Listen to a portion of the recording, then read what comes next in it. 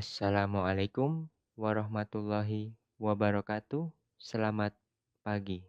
Perkenalkan, kami dari Program Studi Teknik Informatika, Fakultas Teknik dan Sains Universitas Ibn Khaldun Bogor.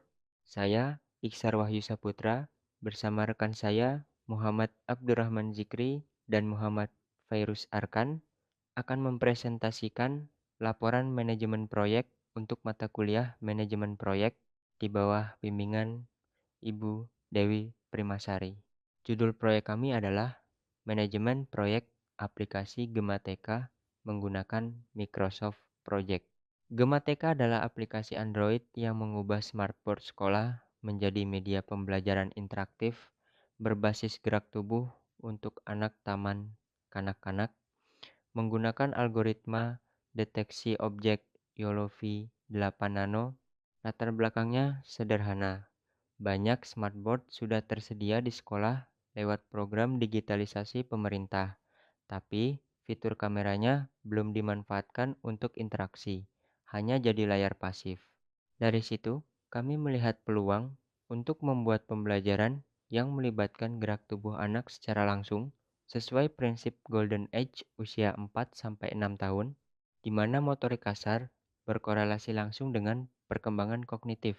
Laporan ini berfokus pada praktik tracking, monitoring, dan pengendalian proyek menggunakan Microsoft Project. Jadi bukan cuma perencanaan awal seperti laporan sebelumnya, tapi seluruh siklus proyek dari perencanaan, pelaksanaan, deviasi, sampai evaluasi dan penutupan. Proyek ini berjalan dalam skema PKMKC dengan kode PKMKC UIK 2026 GMATK, durasi rencana 4 bulan efektif dari 20 April sampai 21 Agustus 2026 dan total anggaran baseline 7 juta rupiah. Tools utama yang kami pakai adalah Microsoft Project untuk penjadwalan dan tracking, Figma untuk desain UI UX, PyTorch, dan TensorFlow Lite untuk model machine learning, serta Android Studio dengan Kotlin untuk pengembangan aplikasi. Tim kami terdiri dari 5 anggota. Saya sendiri sebagai project manager sekaligus AI engineer, Aldi Maulana sebagai front-end developer, Jikri sebagai UX designer dan dokumentasi, Widya Elok Setianingrum sebagai researcher, dan Fairuz sebagai ML engineer dan report writer, didampingi Ibu Puspa Eosina sebagai dosen pendamping. Ruang lingkup proyek kami mencakup pengembangan aplikasi Android dengan kamera XAPI, algoritma zone detection, konten edukatif minimal 4 kategori, hingga uji coba di sekolah mitra. Kami menyusun work breakdown structure dalam 5 fase utama, yaitu inisiasi dan studi literatur, perancangan sistem, pembuatan prototipe core, evaluasi dan uji coba, sampai finalisasi. Baseline proyek kami simpan di Microsoft Project sejak akhir fase 1 tanggal 29 April 2026 setelah seluruh jadwal, resource, dan biaya disepakati tim dan dosen pendamping. Baseline ini menjadi acuan tetap untuk mengukur deviasi jadwal dan biaya sepanjang proyek berjalan dengan 6 milestone utama, mulai dari studi literatur sampai laporan akhir PKM KC pada 21 Agustus 2026. Nah, disinilah bagian intinya. Kami melakukan monitoring progres mingguan sejak minggu ke-1. Dan pada laporan ini kami fokus menampilkan minimal 2 kali update, yaitu minggu 11 dan minggu 12, bertepatan dengan periode mendekati UAS. Di rentang ini, kami mulai menemukan 4 jenis deviasi dari baseline, yaitu keterlambatan jadwal, perubahan durasi, perubahan resource, dan kenaikan biaya yang akan kami bahas lebih detail satu persatu di bagian selanjutnya. 3.2 Pengumpulan data terlambat 7 hari dari baseline, dan karena berada di jalur kritis, keterlambatan ini merambat ke task 3.3, 3.4, hingga fase 4 sampai 5. Akibatnya, target selesai. Proyek bergeser dari 21 Agustus menjadi forecast 28 Agustus 2026. Penyebabnya, proses izin, pengambilan gambar anak yang lebih lama dari estimasi, dataset kurang variatif, sehingga perlu augmentasi tambahan dan beban akademik tim menjelang UAS. Solusinya, fast tracking dengan model pre-trained sebagai placeholder, crashing di task 3,4 dan tambahan buffer di fase 5. Total biaya aktual 7.390.850 rupiah dari rencana 7 juta rupiah. Overrun ringan plus 5,6%. Penyebabnya dua, kenaikan harga lisensi Cloud Pro sebesar 140.850 rupiah akibat nilai tukar dan tambahan biaya transportasi 250.000 rupiah karena kunjungan ulang pengumpulan data. Solusinya, evaluasi ulang skema, lisensi, optimalkan sesi pengambilan data dalam satu kunjungan dan manfaatkan Slack, anggaran PT sebagai kontingensi. Iksar mengalami overallocation hingga 140% karena merangkap task 2.1.3, supervisi task 3.2, dan tugas PM. Solusinya, peran supervisi. Task 3.2 dialihkan ke Virus dan Jikri ditambahkan membantu Aldi di task 3.1. Hasilnya, task 2.1.3 di jalur kritis tetap selesai tepat waktu.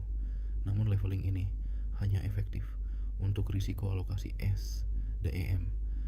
Keterlambatan 7 hari akibat izin sekolah tetap tidak terhindarkan karena faktornya eksternal. Dari 7 risiko yang dipantau, 3 terrealisasi.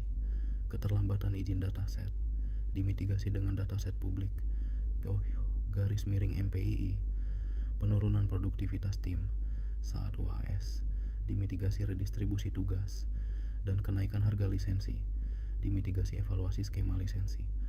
Satu risiko sedang berlangsung, yaitu akurasi model pada variasi pencahayaan. 3 risiko lain belum terrealisasi, namun mitigasi preventifnya sudah disiapkan sejak awal.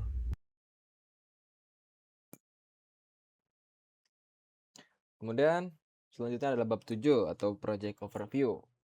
Secara ringkas, per minggu 12 ini progres rencana 69%, aktual 57%.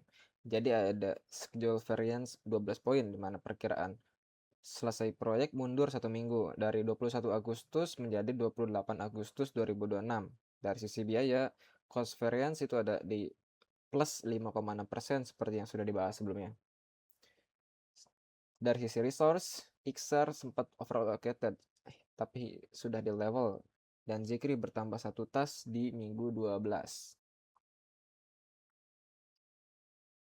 Kemudian, grafik burndown ini menunjukkan garis aktual minggu menyimpang dari baseline sejak minggu 9 sampai 10. Tepat ketika di task 3.2 atau pengumpulan data dimulai, sejalan dengan penyebab keterlambatannya yang sudah kita bahas sebelumnya. Dua milestone pertama, yaitu studi literatur dan perancangan sistem, tercapai tepat waktu. 4 milestone sisanya mengalami penundaan sekitar 7 hari masing-masing, sehingga proyeksi cascading delay dari jalur kritis.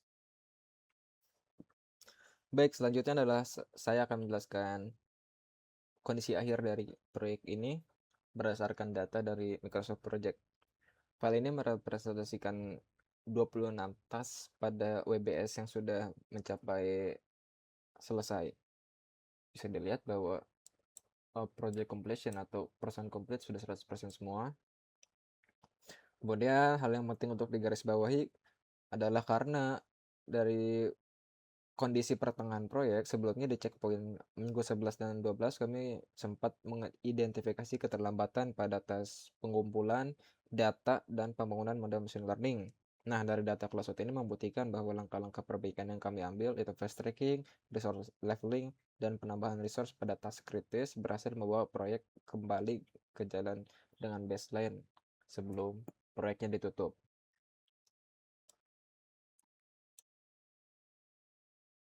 Kalau ditelusuri per fase kurang lebih ini adalah fase inisiasi, fase pertama.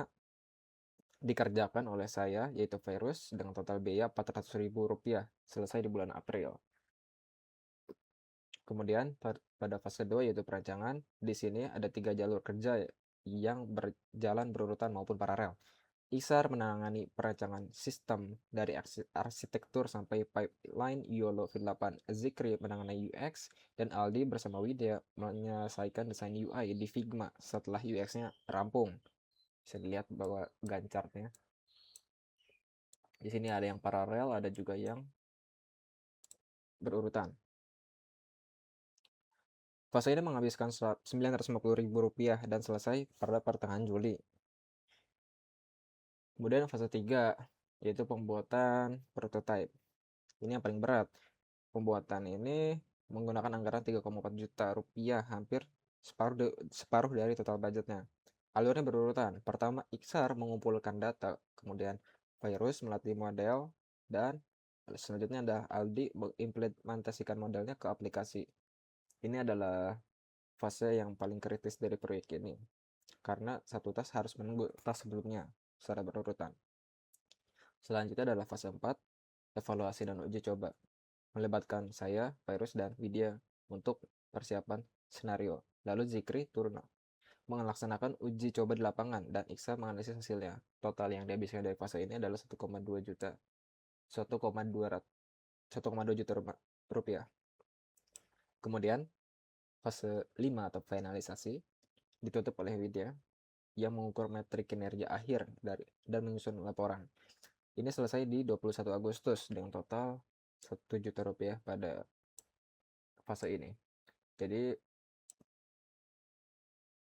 proyek ini berjalan kurang lebih dari bulan April sampai bulan Agustus.